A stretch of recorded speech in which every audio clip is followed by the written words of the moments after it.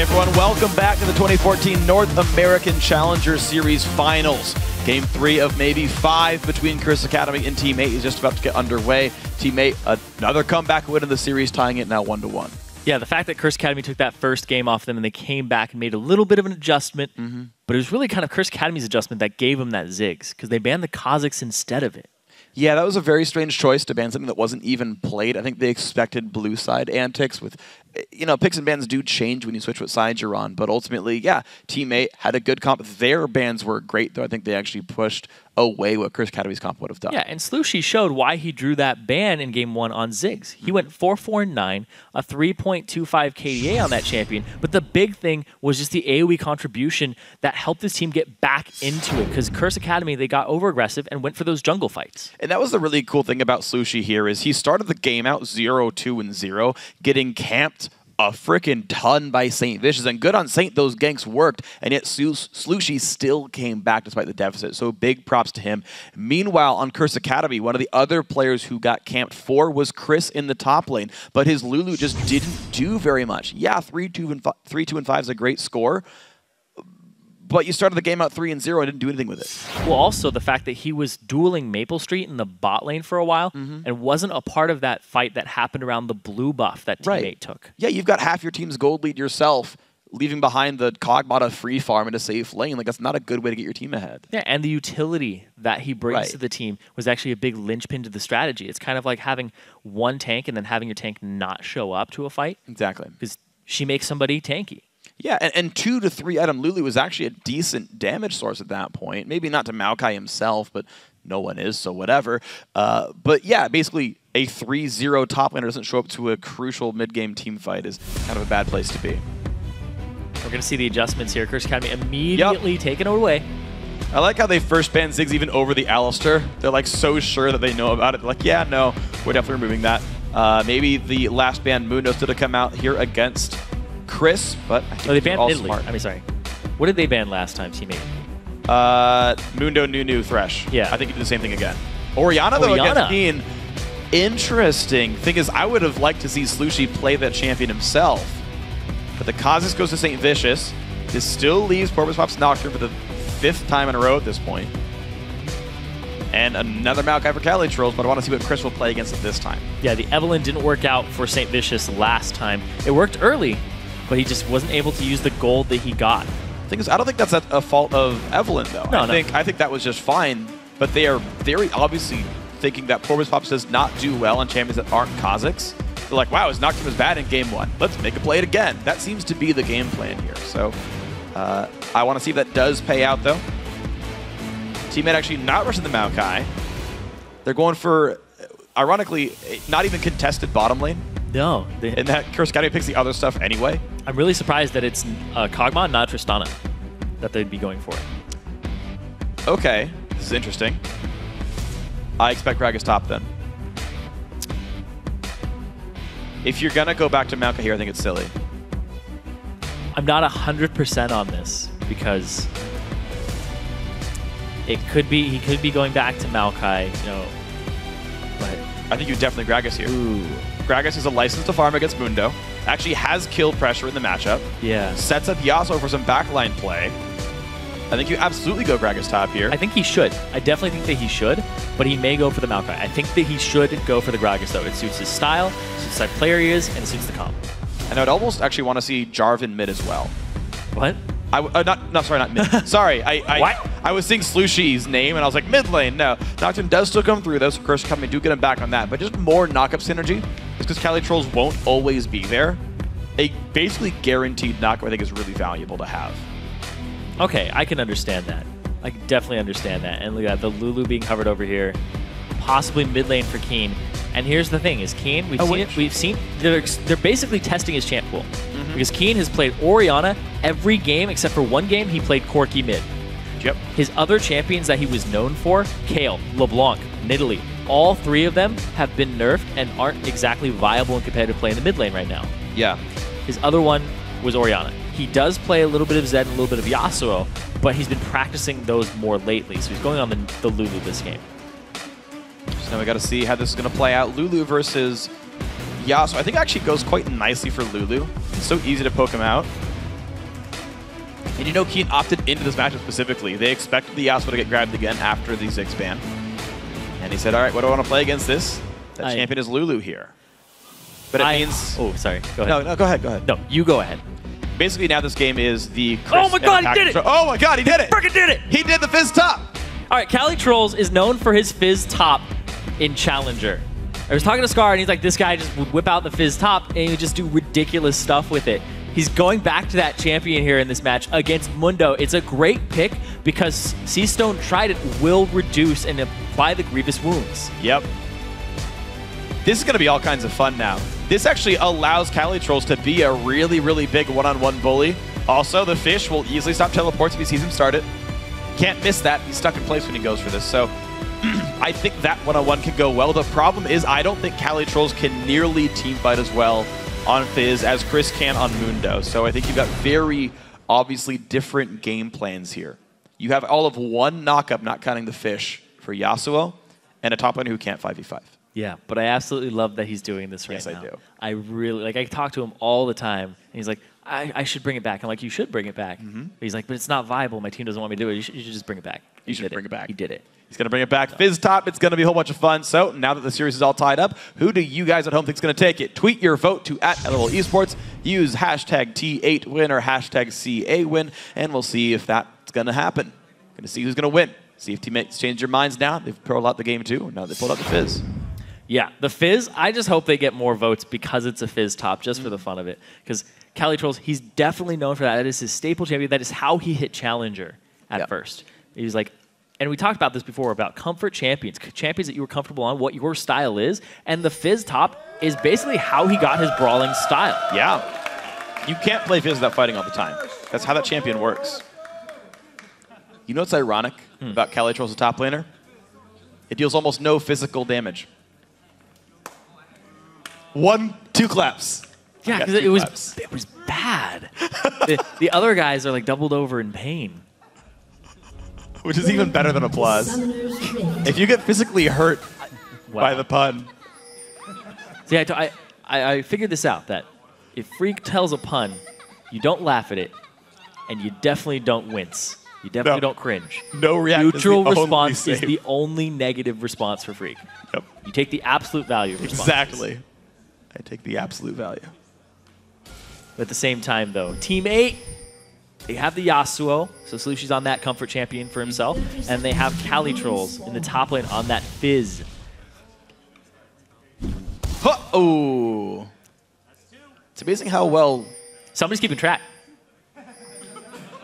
Nice. Somebody called out, too. Later on in the game, we'll come back to that guy. 74! I'll try. I'll try was the yell in the background. All right, cameraman, top lane only all game. No. How often do you want to watch? Well, here's the thing, is it is Fizz, though. Yeah. It is CaliTrolls on Fizz, and he is going to get the... looks like it is going to be a lane swap, though, against him. Which is going to suck for him, but we're going to see what happens. He's eventually just going to go start jungling. Well, Fizz only really at home in the river here. So jungle not going to be ideal for him.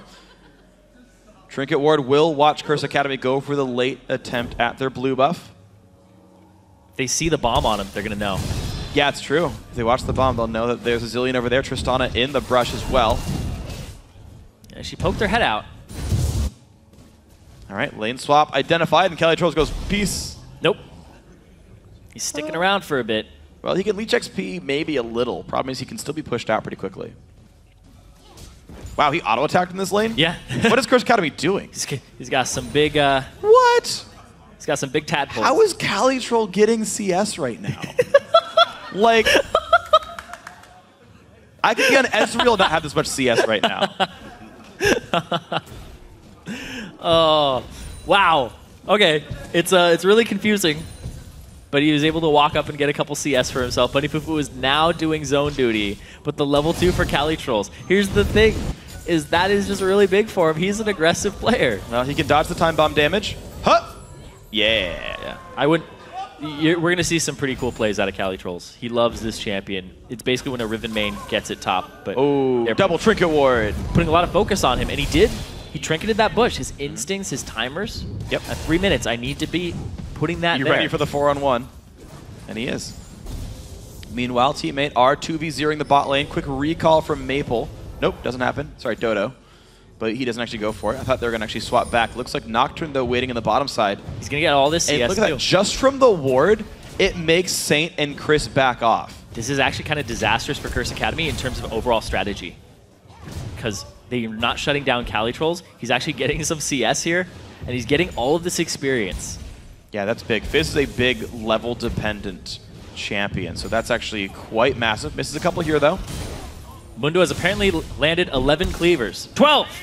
12 cleavers now. Chris taking a lot of damage. Level 1 Ignite is on. And there's a teleport. Cali Trolls looks for first blood. He gets it. Bunny Fufu now really gonna die. And that's Porpoise Pops. Oh! Life for it. Chris actually probably got the buffs, I think. He revived in time. Ooh, did he? I think so. That would be... Chris TP to the bot lane. Nope. Aww. He's got a bomb. With a bomb. I like it. All right, CS for Zillion. Experience for Chris. Teammate, look at that. All that winning. Yep.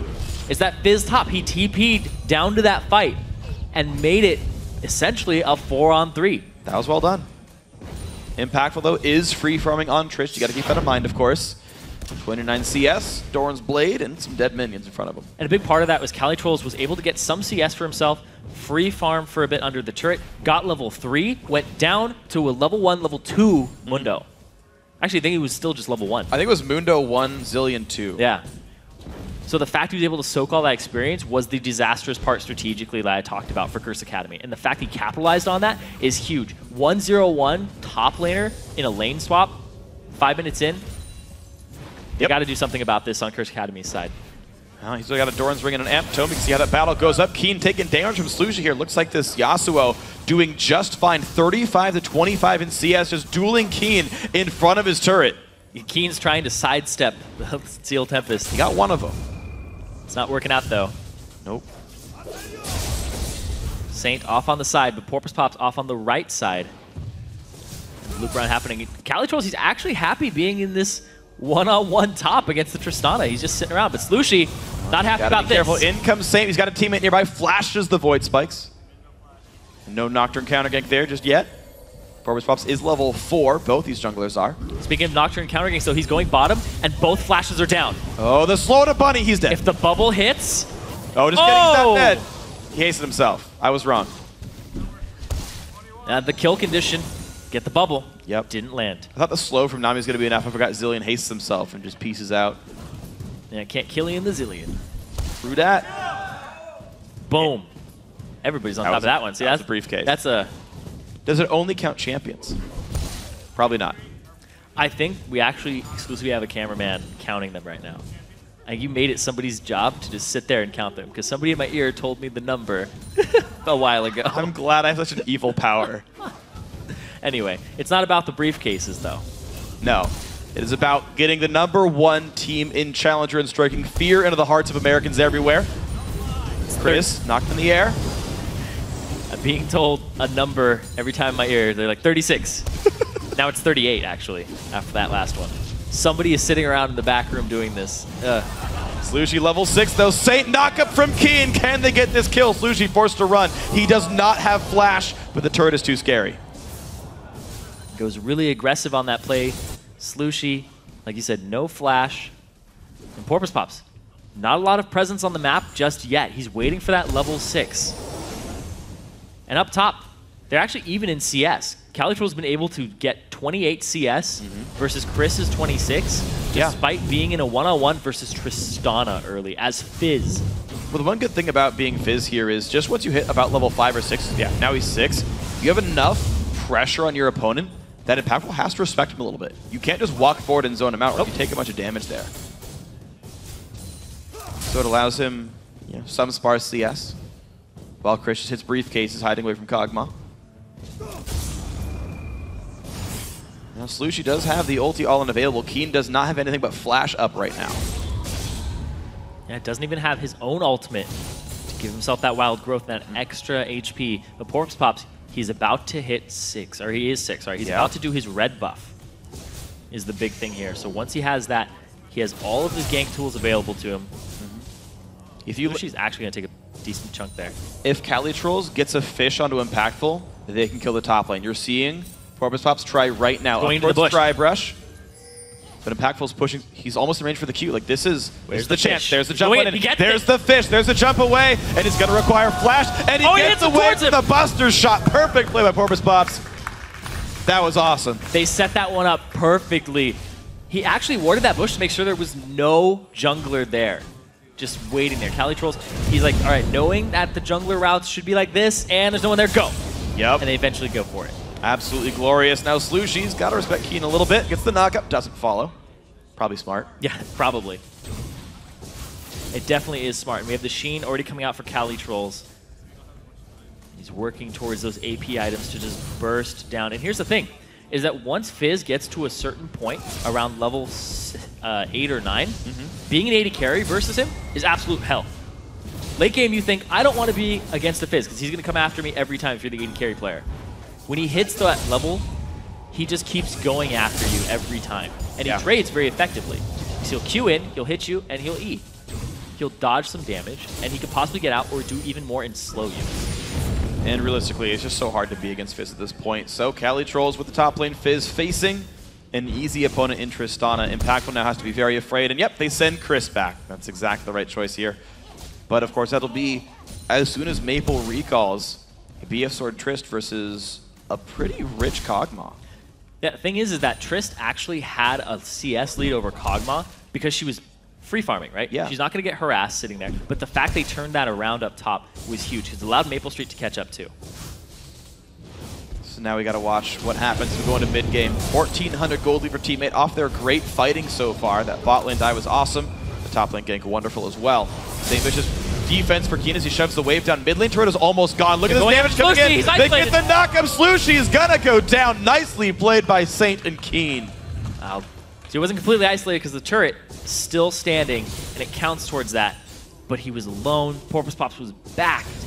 And now he shows up to try and defend the turret, but I don't know how long he can stay here. Not very long. Harass comes out, forcing him away. That should be the quick turret pickup now. And Curse Academy clawing right back into this one. Good lane pressure by Keen.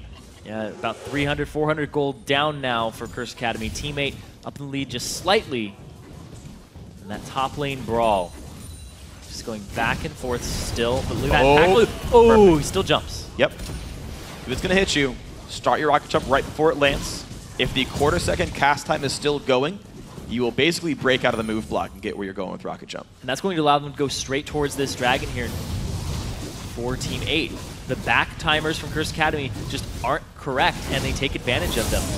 Good stuff. Then Team 8 is going right for that one. The mid lane pressure, the kill on Slushy was turned into a turret, but nothing else. Team 8 off the recalls turns those into a dragon. So 2,000 gold lead for these guys. But if we've seen anything this series, early game lead means game loss. So be careful, Team 8. Yeah, there's a TP up and a fish up for Calitrolls. I don't expect him to sit in the lane because that doesn't seem his style when he's on a brawly champion or a champion that wants to fight. I think he'll make a move pretty shortly now to open up this gold advantage for his team. Well, Maple's recalling with, I think, just exactly enough money for Blade of the Ruin King here. Going to give up the bot turret, though, because St. Vicious is making his way down here. Keen looked like he wanted to make his way down there, too. They're kind of abandoning that top lane for other parts of the map. This is smart, though. They're basically getting money on Impactful and denying it for Maple by spending this time here. We already saw the mid lane ganks were working. And honestly, it was the right place to go in the last game, too. So Curse Academy, and especially Saint specifically, are making very good choices with their ganks. Yeah, Porpoise Pops, though, speaking of ganks, Slushy's low. Yeah, Ulti's going to come in. Nice knock up there from Keen. Gets the Zillion ulti as well, and he holds on to the knock up. There's the revive. Can he get the tornado on the respawn? Not quite, but yes, there comes Calitrolls. Kill picked up. Slushy just barely alive here. And Dodo there for the reinforcements. Mid lane turret now going to be under fire. It's Saint trying to hold them back, but shouldn't be too much here. Nocturne ultimate alongside the teleport. Teammate is constantly doing this in the last couple of games that we've seen them play in all this week. It's been a strategy they've been using to cause chaos with the paranoia and then have the teleport come in, and you can't see exactly which direction Calitrolls goes right at the start when he teleports in. He went straight for Zillion. Yeah, but at the end of the day, it is a turret for Curse Academy, with Calitrolls losing his teleport and only getting a kill for it, so still better for Curse's Mundo and the rest of the blue team here. 45? I'm really happy that he's playing it. Like, this champion. is he. I know. I'm pretty sure he's having a ball. Like that. You see the Cali Trolls on your screen? That's the happiest you will see him. Playing Fizz. Yeah. Doesn't look very happy, though. He's a very serious contender. I feel like with a name like that, he's only happy playing Trundle. I don't think he actually plays Trundle. Why did he pick the name? Because it's Cali TR lols. What's that supposed to mean? From Cali to Toronto, he lols. Boom. That's it. That's all I got. I would have gone Turkey, but okay. Turkey. Cali to Turkey. Why not? International wildcard, teammate. Not quite. Next anyway, season joins Dark Passage. Yeah, Cali Trolls, though, you know, I said it before, but he's such a great player for his team. He's the shot caller, and he has such a weird champion pool that he draws bans all the time. And the fact that he's dipping back into that strange champion pool, because this guy, when he plays meta, it's terrible. It's pretty terrible. But then when he plays off-pick champions, it's fantastic. It's like, you're like, that's not going to work. And he makes it work. He somehow makes it work for himself. So when he's playing these off-ball champions, he's always on point. But the thing is that he's, you know, whether or not they do make it into the LCS, he's not going to be on the team anymore. That's true. Dedicated himself to getting the team into LCS, but likely focusing on school this next year regardless. But he's still putting on a fantastic showing. Yes, he is. For his team and making a name for himself in the league community. Well, teammate right now sitting at 1,300 gold in the lead. Pink wards are getting removed, though. Curse Academy trying to get their way back in on this one. Saints been decent with ganks, but only 2 kills have really come in for Curse Academy. They've done well with turrets, though. All 3 outers are gone. Teammates been more about getting these kills on dragons, but not making their way across the map. That could fight them in the end. If they don't get these turrets down, they have no way of closing the game out, which will give Curse Academy a lot of room to try to come back. Cali is sitting on 2.3k gold right now, just farming up for himself. And he hasn't done anything with it just yet. He is basically waiting on a huge burst and power spike. Yeah, he'll get like Lichbane Slurp Shoes if he backs right now. Yes. But he's got an Amp Tome, which is going to build towards... Lichbane. Goes an Ether Wisp. Yeah, it's going to build towards the Ether Wisp. But it's Lichbane. Yeah, I know. Okay, you're just so confused. I'm like, it could be, you know, he'll eventually go for Seeker's Arm Guard Zone. That's true as well. Control people. That's true. Well, chugging potions. He is a level up on Chris, but you can see with half HP and a Kha'Zix now in the wings. Oh, this could be catastrophic, though, because Saint's right around the corner. Chris pops the ulti, takes a fish, and says, hey, Saint, here you go. Take some damage. And that Thanks for taxing my lane, bro. Exactly what happens. But Slushy's starting to make his way top. But Porous Pops is as well. They're just there for the reinforcement, the moral support. Cali Trolls stops the gank. Oh. Not Lichbane. Death by your grass, basically, first Adam Cali Trolls. Think he wants to one-shot somebody? Nah. I think he's just trying to have fun. I think he's trying to show off. Build. That's a utility build? Yeah. Yes. It's long duration CC. For 20-second death timer CC. Yep. That's exactly what he's going for there. Honestly, I think his primary target might be Bunny Fufu. To just kill him and make him waste his ultimate. Could be. He is the squishiest person. And the Zilean ultimate, killing the Zilean is actually extremely effective because you put him in a situation where he says, do I ulti myself or do I ulti somebody else and die and just hope that they die? Because it's a very, very tricky situation, and he will be the squishiest person all game long. That's true. If someone's going to get revived anyway, you might as well cut through the lowest armor and MR target to get the least value out of that. I suppose, there's still the 3-second crowd control of them reviving, so there's still some value in going for Impactful. Oh. TP's almost up for Cali Trolls. Ooh, good spell shot, but Porous Pops, though, blocks the Glitter Lance. Bunny getting harassed.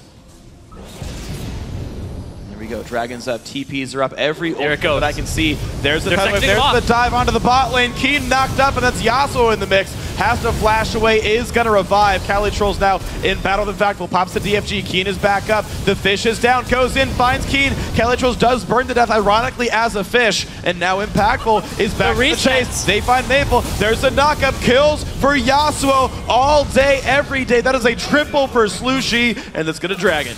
Chris, his teleport was awful. He went to a ward that was off to the left and wasn't a factor in that fight, whereas Cali Trolls, he teleported to a bottom ward. I think the paranoia may have thrown him off there on where he was teleporting to, Because if you see it here, the wave comes down as the Paranoia comes down. Fizz TPs to this bot ward and is in the fight.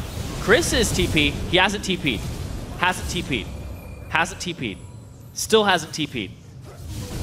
Now he TPs. Wow. To that pink ward. All the way off on the left. He's not a factor in this fight. It's a 4-on-5 because you see Slushie come back in when it looked like Impactful was going to get a bunch of resets off of that, and he gets himself a triple kill. Chris TP'd to throw and hit one cleaver and then say, never mind. Worth it was the call from the audience. I disagree. 5,000 gold now puts teammate ahead thanks to a 5 versus 4 team fight for Dragon. Getting that objective for themselves as well. And the massive assassin combo. No tanks at all.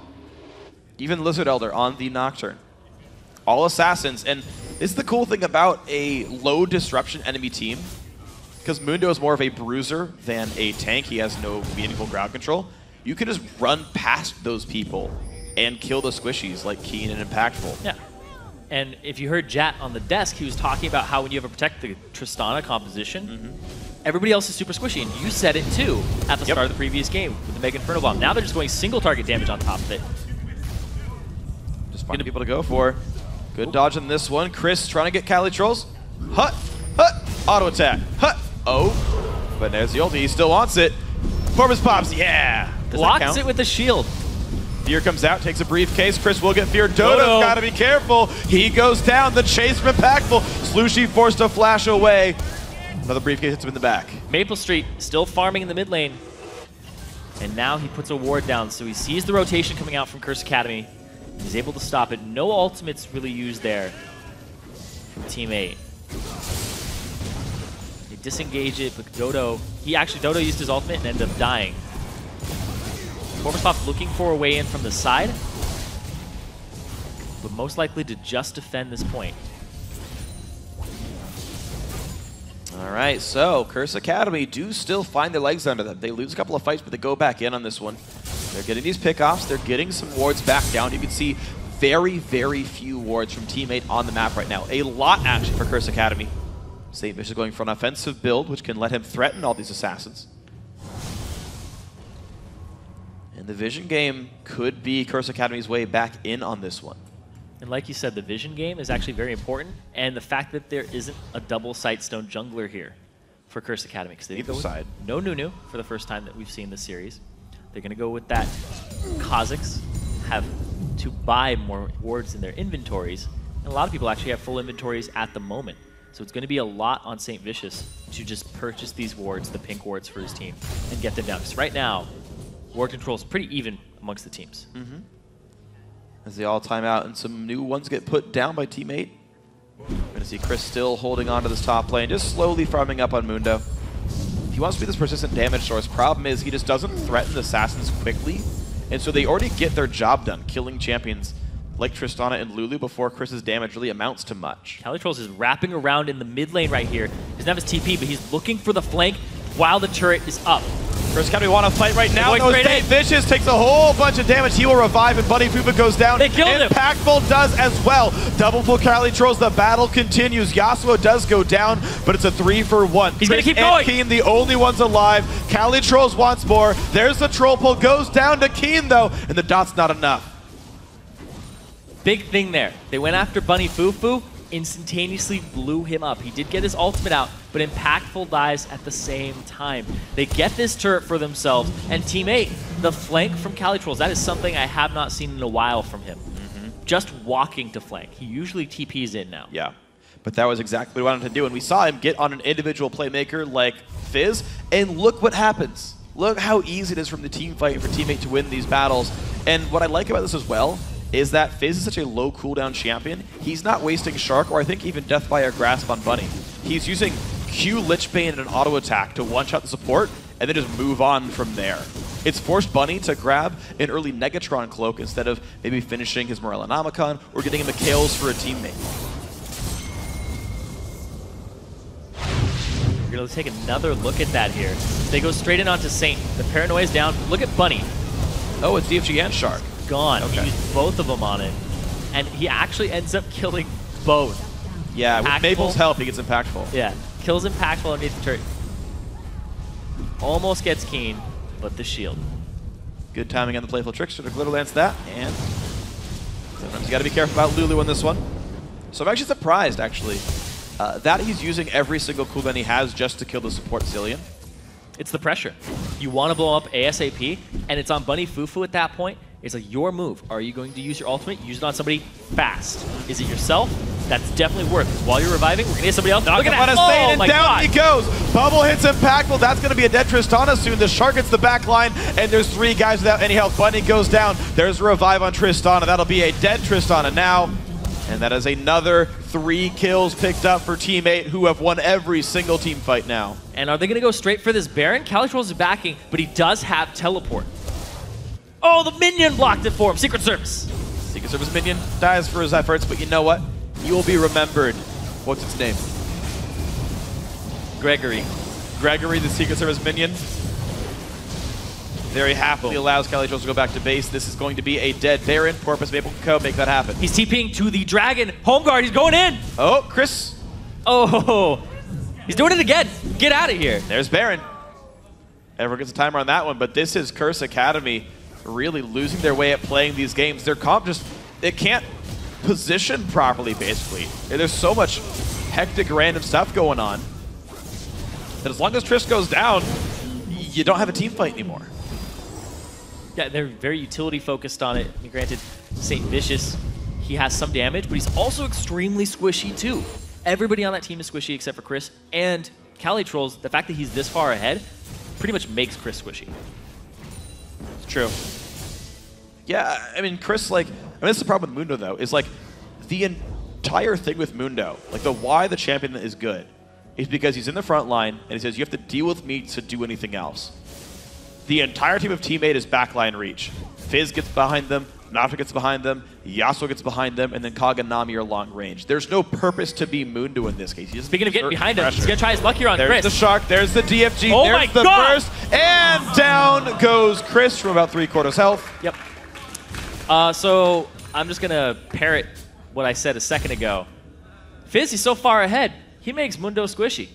Yep. He really, really does. Everybody on this team just looks like a wet paper towel to Fizz. It's true. Well, I mean, all paper towels be wet against Fizz. Like this is why we don't give you an audience during challenge. I like how you've adopted my laugh during those, by the way. That was the same laugh. I've converted you to the trolley freak laugh. Got him. Anyway, now the push for the mid lane. Chris has revived, but Calitrolls pressuring the bot lane, forcing his hand down there, but Lichbane Fizz does plenty of damage to turrets. And he's actually going to be able to pick that one up. Yep. Before the response from Keen and Chris. That rest of hit. They're getting control of this crossover area in the jungle so that they can make whatever play they want to and look for the opportune moment. If they send 2 people bot, they send 4 mid. They are getting ward control and dominance of this area so they can rotate between them, and they might go for a flank with Calitrolls. Oh, this could be good for Team 8. This actually could be the game-winning fight if Curse Academy mispositions for it. Chris in the bot lane, holding a minion wave in, and Curse Academy rightly give up the mid-tier 2 turret. Top lane still available, by the way, if they want it. They can make their way there shortly. Still a minute and a half on Baron, but if they do what they want, Calitrolls forced to run away. They're looking for him, though. They sent Slushie. This is good, actually. Curse Academy is still stuck mid lane. Yasuo can solo push that turret very easily. And very quickly with the 80 damage and attack speed he has. Saint, though, ooh. Like Kobe said, it's not a 50-50. It's 100% if you time the back. It's true. Thankfully for Saint, he didn't blow any major cooldowns for that one. No flashes this time. No. He's safe. Slushie, though, does get that top tier 1. And actually, this is weird. Curse Academy are rushing down mid lane. To be fair, this might be their only chance to win the game, because they're certainly not winning team fights here. They want this turret. Fizz exactly not an amazing turret defenders. They're going to get this one up. That's a turret going down. Slushie is still pushing. Porpoise Pops might want to defend, but he's going to be part of the push crew. There's the recall. Curse Academy still making their way forward. Keen at half health. Turret under fire. In goes Saint. They look for Maple, but there's the Shark. Down goes Impactful. Chris low health. St. Vicious will revive. Calitrolls still alive. Chris goes down. Top inhibitor turret dying. Down goes Saint. In goes the push on the Keen, and Calitrolls is still alive. Down goes Bunny Fufu. That is an ace in a 4v5 for Team 8. That was really a 4v3. or a 5v3. Because Slushie was pushing, Porpoise pops back, but he wasn't a huge factor in that fight. He just used his ultimate at the end there. Slushie, he's just going to push this turret down. Pushing down the base, 8 seconds on Tristana. Looks like that won't be much more for him. Good dance moves. What's the story he's telling? He hasn't set up for it yet. He needs to get his harmonica out. Okay, that's the requirement? Yeah. Okay. Well, down go the minions. Chris in the front line. Briefcase hits, but now the mid inhibitor turret's going to fall. 20-7 now in kills. Teammate find the flank kills. The Calitrolls playmaker, 2 deaths, 10 kills, 6 assists. The gigantic Fizz. Last time we saw him play a big carry top, we were kind of like, stop it. There's no challenger fantasy. Yeah, that's true. I remember that. Also, no surprise, Maple's COG scores typically have like 17 times the number of assists as kills. Yeah. 113 COG. That is like the Maple Street style, though. It is there. But if you look at his endgame damage screen, he's usually second in damage. That's true. Like, it goes back and forth. But, oh, he missed. He doesn't even need that. Impactful's going to die. No, he's not. Whatever. Got a ulti on him. He'd have won the 1v1. Yeah. That's just not even fair. Bunny Fufu tilted that matchup. That was really two abilities from Calitrolls. DFGQ, I think. Yeah. Huh? Oh, see? He was sleeping on the job. He's all right. Yeah, they don't chase him down. They saw that Slushie was nearby a second ago, but he actually backed a while ago. Quick flash for him. No, they have no ward vision. They can't do it. Keen, go! Darn. Flashes and he's already been gone for 5 seconds. 50-50, man. You never know. It's Pavlov's recall. Not Pavlov. Boy did it. Schrodinger's recall. Schrodinger's recall. And, man, I got to get to this bush because somebody could be recalling in it. 50-50. Could be there, could not be there. If those are the two options between the choices. That's how the lottery works, right? You either win or you don't. Yeah, so I have 50% chance of winning the lottery. Great. Great. Anyway, they're going to start pushing down this mid lane. It is a naked inhibitor here. They have one inhibitor in the top lane that's pushing super minions down, but they have so many threats on this team of teammate and a 20k gold advantage for themselves. Yeah. You cannot be anywhere near Calitrolls. He has 2 gap closers, and he has Zhonya's now. You know he's going to start diving and troll pulling. Yeah. Well, you saw it right there. Calitrolls is definitely a very powerful teammate. They're not even trying to just grow a lead. They're trying to close the game. Shark flashed away from here. And they're going to make their way forward. One Nexus turret already gone. Both inhibits are down, and the first super minion is now on the hitting that structure. Chris, he might die, gets revived in. There's the DFG. They go in good exhaust, though. Calitrolls got to be careful. St. Lucius pushes them back, forces the Zhonya. Slushie can't go in either. This is a 1 kill so far, but now on to the Nexus. Can teammate just push down for this, or do they have to team fight? Dodo forced to heal. Curse Academy trying to defend, but the Nexus taking too much damage. That will be the game. 2-1 so far for teammates. And a 10-3-6 score for the top lane Fizz that got lane swapped against him. Yep. Calitrolls showing that he's extremely comfortable on these top lane champions that are bruisers and fighters and even assassins. Yeah. His Kha'Zix, his Fizz. But he didn't play him before, and he brings it out here. I think we might be seeing more of the same later on in the series. I think we should, man. This is an exact example of why these types of champions can still work. Break the meta. I've been saying it for months. I just keep wishing that teams would try these things out. You see it work time and again. I love this kind of stuff. Maple Street, highest damage in the game. Yep. Well, it's COG by hitting a Mundo. Like, it's going to happen at some point. And it's weird. Like, Maple's scores never look that impressive. Nope. But it does always work out for him. As much as I give him flack for his builds and all this random crap. 1-1-14. It's a 15 KDA Kog'Maw. Yeah. For what it's worth. I started looking at the damage for him against champions because I was like, there's something about this that just doesn't sit right with me because I'm like, he never has an impressive scoreline. Like, he's never the carry for teammate. It's always Slushie or it's always California Trolls in the top lane because of their style. Right. But he's kind of the persistent damage dealer, and the fact he's able to deal the highest damage in the game when there's a Fizz there who's going to do percent HP. He's got a one-shot. He's going to do percent HP too. Yeah, true. Because of his Seastone Trident. So true. He's hitting a Mundo as well. He's second, like right behind him by a little bit. But I think it's very useful to track against teammate because his contribution isn't in his scoreline. Yeah, but you see it after the game, and you're right, Maple is doing a good, consistent job for the team. And he's putting the damage out there on these long-range carries, and that is, we talked about it in the beginning, why we like him on Kog'Maw and Tristana, because he's out there, out of reach of everyone else, just putting the persistent damage and making sure that the kills finally do come through. And, you know, it is working, to be completely fair. So, teammate, it seems like they're firing on all cylinders again.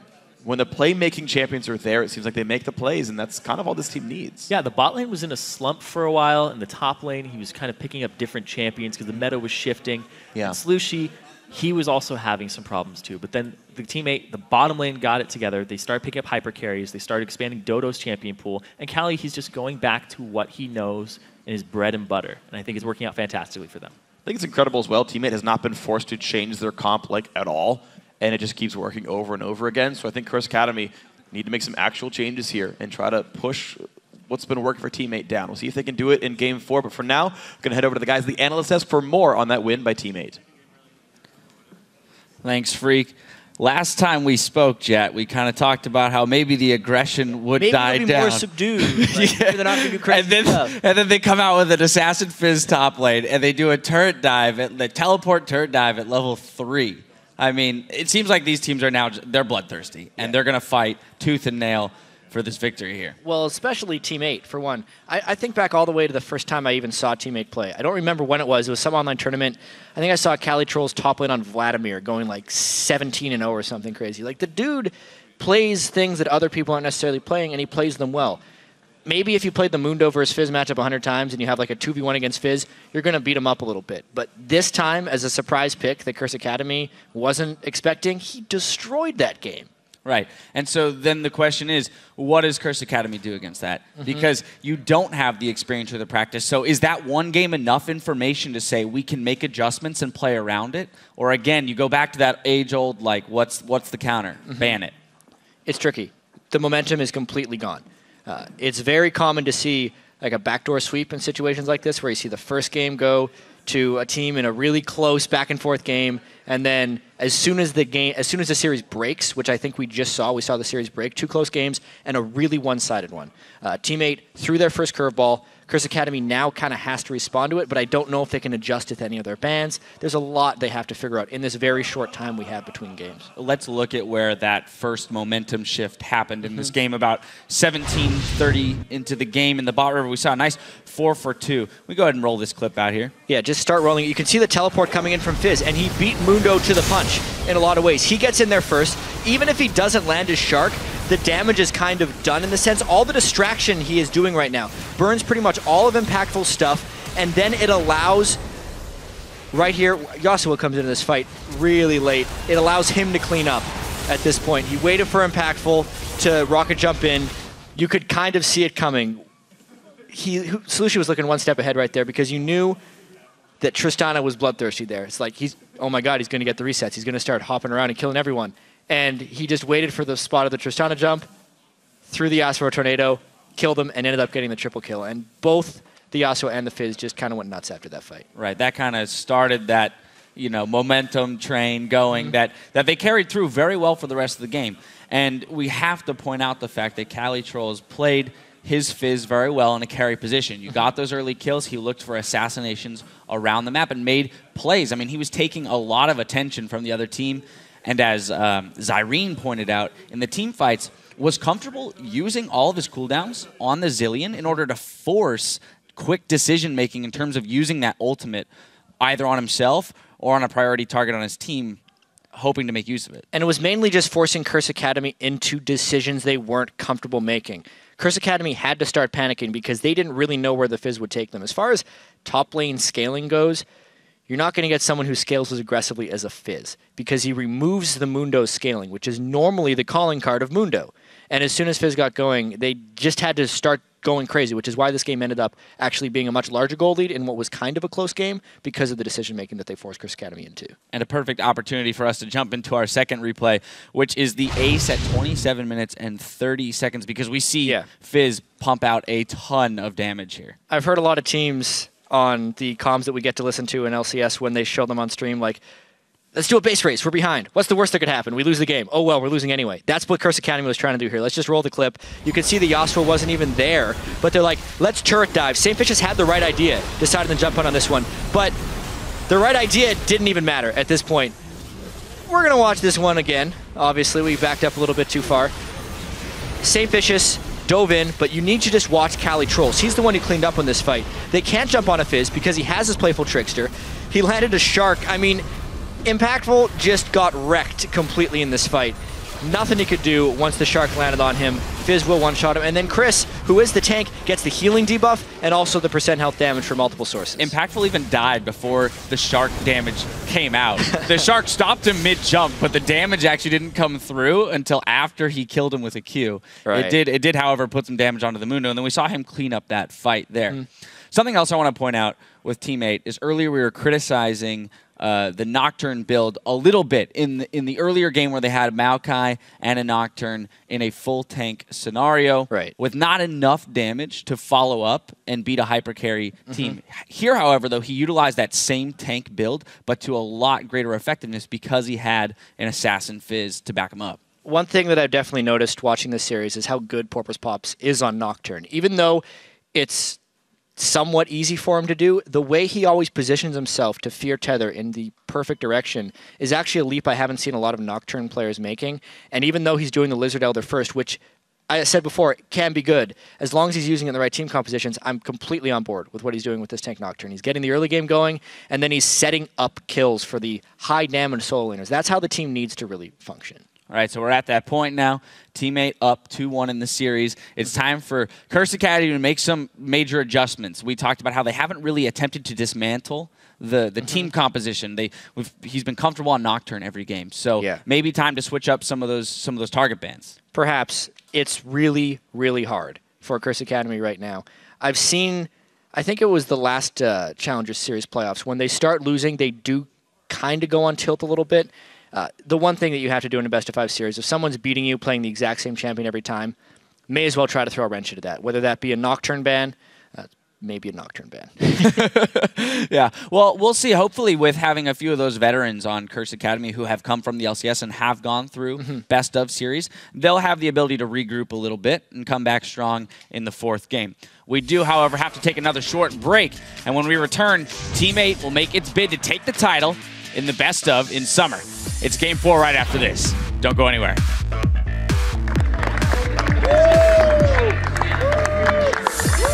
And now Impactful is back in the chase. They find Maple. There's a knock-up. Kills for Yasuo all day, every day. There's gonna want to fight right now. No, St. Vicious takes a whole bunch of damage. He will revive, and Bunny Poopa goes down. They killed him. Impactful does as well. They look for Maple, but there's the Shark. Down goes Impactful. Chris low health. St. Vicious will revive. Cali Troll still alive. Chris goes down.